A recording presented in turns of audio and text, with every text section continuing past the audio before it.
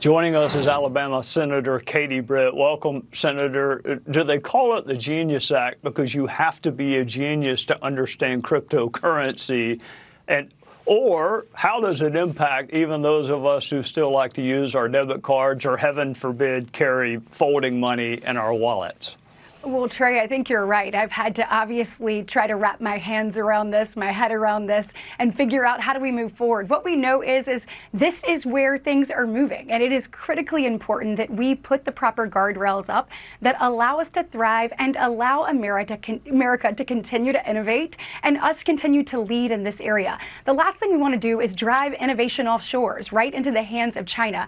And the leadership here on the Genius Act, obviously by President Trump, by Senator Bill Hagerty, by Senator Cynthia Lummis, allowed us to do just that. And Trey, we're just getting started. As you know, we're working on a market structure bill as well. And this will allow America to continue to lead. We know this is where we're going, and we want to make sure that we have a front row seat to it. Hold that China thought, because I want to come back to it in just a second. Cutting is hard. Spending is easy. Where do we stand with codifying these reductions in spending that were identified earlier this year? Well, once again, President Trump is making good on the promises he made to the American people. He talked about this on the campaign trail, and he is actually putting it into action. This rescission package is a first step to reining in wasteful spending. Look, Trey, where we are is unsustainable. This was significant. It is $9 billion, but at the same time, when you look across the board, we are $37 trillion in debt. We are just getting started. I actually have a special guest here in the studio with me, and it's my son. And this is about him. This is about the next generation. What we're doing right now is saddling our children and our children's children with debt that's unsustainable. It's not just fiscally irresponsible, Trey, it is morally irresponsible. And I am so grateful to President Trump and his leadership for saying, the buck stops with me, and we're starting to rein this in to make sure that we can make these things more sustainable for the next generation, and America can be more secure. Because, Trey, nobody knows this better than you. But this isn't just about our economic prosperity, which is critically important, because we know when we are spending money on things that we don't need, we are driving people out of things like the housing market and other things that they need to be affordable for the American dream. But this is also about national security. And the debt that we are saddled with here in our nation is a national security threat. It's one that, unfortunately, China in many ways has some keys to. And President Trump is saying enough is enough. We're going to make some changes right now, and I was proud to be a part of that rescissions package and the leadership of Senator Eric Schmitt and being able to vote that into law and get that to the president's desk. Senator, there's a little video floating around, an exchange between you and Senator Chris Murphy on the Senate floor. There's no audio. I watched it several times. A mutual friend of ours sent it to me. It looked like an Alabama versus Auburn kind of conversation, except very, very one-sided. I have not seen you that fired up before, but something clearly had your attention. I'm not going to ask you about a private conversation, but it looked like you got your point across to Chris. You know, I'll allow the contents of the conversation, to your point, to stay between the two of us. Clearly, incredibly passionate, both of us are, about various issues, many times sitting on opposite sides of the aisle or perspective of those, where you can see eye to eye with someone and have common ground, move it forward. But when you don't, you let them know. And I think you saw that firsthand. We did. I want to mention another area where you have been active. Fentanyl is killing young Americans while Chinese vaping devices are hurting them.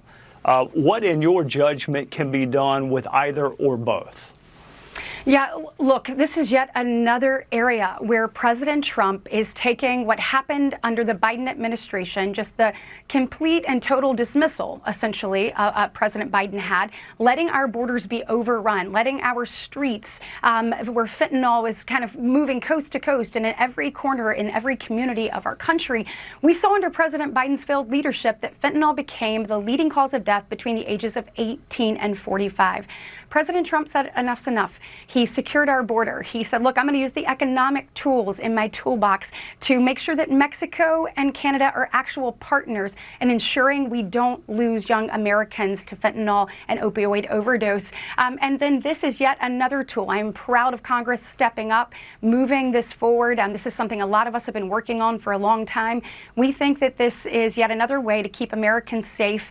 It's showing all of the people across the country, when we said we want to keep you safe and we want America strong and we want it prosperous, we meant it, and we're taking action now. I mean, these first 6 months, Trey, of the Trump administration have been unprecedented, whether it is creating peace and structure across the globe, whether it's securing our border, whether it's creating more opportunity for Americans to keep more of their hard-earned money with the One Big Beautiful Bill, or whether it's tackling things like this, because I think all of us, Trey, have sat across from parents who have lost their child to a fentanyl overdose. I did that on the campaign trail. I continue to hear from these parents and their heartbreaking stories in my office as a United States Senator. I know many of us have heard a story that I heard when I was in San Diego from a DEA agent about a mom that lost both of her boys to a fentanyl overdose. They had split a Percocet before going to a party and are no longer with us. And so we've got to do something now. It only takes the equivalent of 5 grains of sand